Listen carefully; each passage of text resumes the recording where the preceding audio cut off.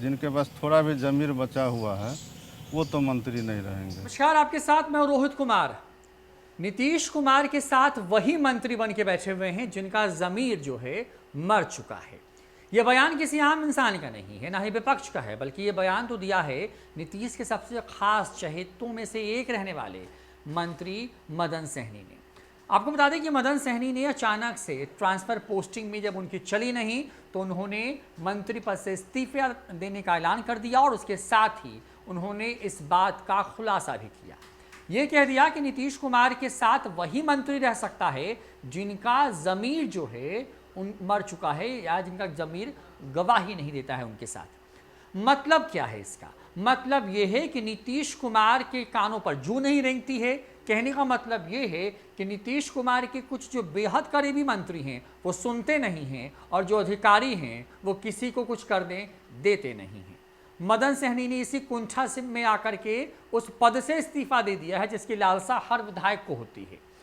सरकार को बने हुए 6 महीने से कुछ ज़्यादा का वक्त हुआ है।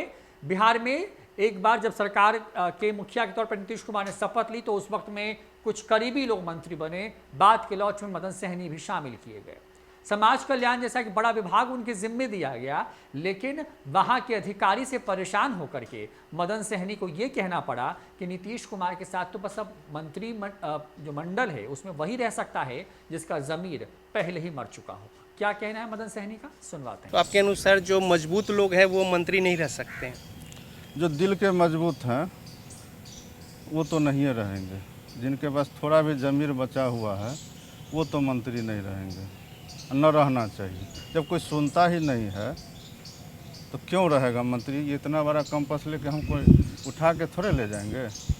जिस दिन हम एमएलए नहीं रहेंगे तो हम तो घर ही पर ना रहेंगे। जो हमारा छोटा घर है हम इस जगह पर थोड़े रहेंगे, तो हम इसका आदत क्यों डालें? ये लड़ाई कोई आज की नहीं है।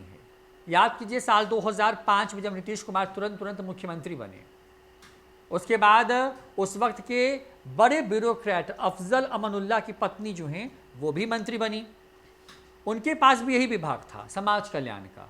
उस वक्त भी वो परेशान थी, कुछ स्थितियां अलग थीं उस वक्त हालांकि, लेकिन इस बार तो मदन सहनी ने खुल करके ये कह दिया है कि नीतीश कुमार के जो चहेते अधिकारी हैं वो फ़ोन उठाते नहीं, जो चहेते मंत्री हैं वो सुनते नहीं हैं। किसी ने मेरी परेशानी को सुनने समझने की कोशिश नहीं की।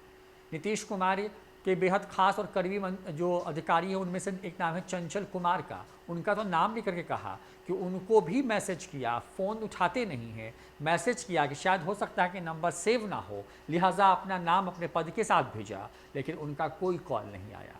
ये दर्द है उस मदन सहनी का जो नीतीश कुमार के साथ हमेशा से खड़े रहे हैं। बड़ी बात हुई कि उत्तर बिहार के एक बड़े हिस्से में मदन सहनी का प्रभाव है क्योंकि उस इलाके में सहनी वोट बैंक है।